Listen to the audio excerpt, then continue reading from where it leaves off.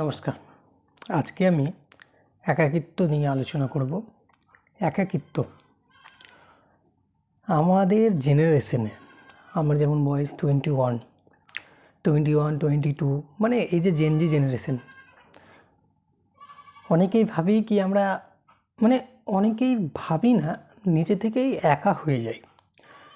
সময়ের সাথে সাথে 12 পাস করার সাথে সাথে বন্ধুবান্ধব সব ছুটতে থাকে, তারপরে আমরা কারোর সাথে ম্যাচ খাই না, আমাদের মাইন্ডসেট, আমরা একা হয়ে যাই। ঠিক আছে, এটা স্বাভাবিক ব্যাপার। কিন্তু আমি মনে করি অনেক সময় এই যে একাকিত্বটা নিজেকে খাই, কুটে কুটে খাই, কষ্ট দেয়। তো আমি যেটুকু বুঝি সেই অনুযায়ী একাকিত্ব একটা লিমিট পর্যন্ত ঠিক আছে, কিন্তু বেশি থাকা ঠিক না। যখন তোমার বডিতে বুঝতে পারছো তোমার কষ্ট হচ্ছে, একা থেকে তুমি কষ্ট পাচ্ছ, তাহলে তুমি একা থাকবে কেন?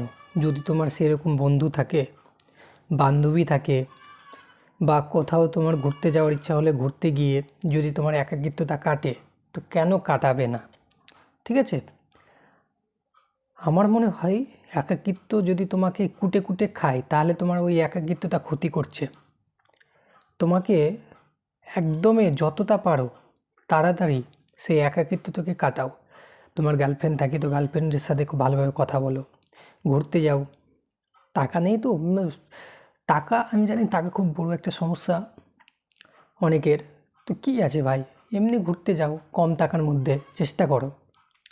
ঠিক আছে, তো বেশি হিরোপান্তি মারতে যাবে না কি আমি একা আছি, আমি ভালো আছি, একাই জীবন, রিলস দেখে নিলে একাকিত্বর রিলস, বা কোনো একটা বড় মানুষের শুনে নিলে কি একা আছে তো আমি একা থাকবো। হ্যাঁ ভাই, ও একাকিত্বটাকে এনজয় করতে পারছে, তাই জন্য ও একা আছে। তুমি তো পারছো না, তোমার তো কষ্ট হচ্ছে, তোমার বডি তো বলছে কি হ্যাঁ কষ্ট হচ্ছে, তুমি কষ্ট সহ্য কেন করবে? তোমার বডি যখন বলবে কি কষ্ট হচ্ছে, তাহলে তো অবশ্যই কষ্ট হচ্ছে, তাহলে সেটা সহ্য করে কেন থাকবে? যখন তুমি একাকিত্বটাকে এনজয় করতে পারবে, তখন তুমি একা থাকবে। বুঝতে পারছো? এটা আমার মতানুসার। হ্যাঁ, আমি যেটুকু বুঝি। ব্যাস এইটুকুই ছিল। ধন্যবাদ দেখার জন্য।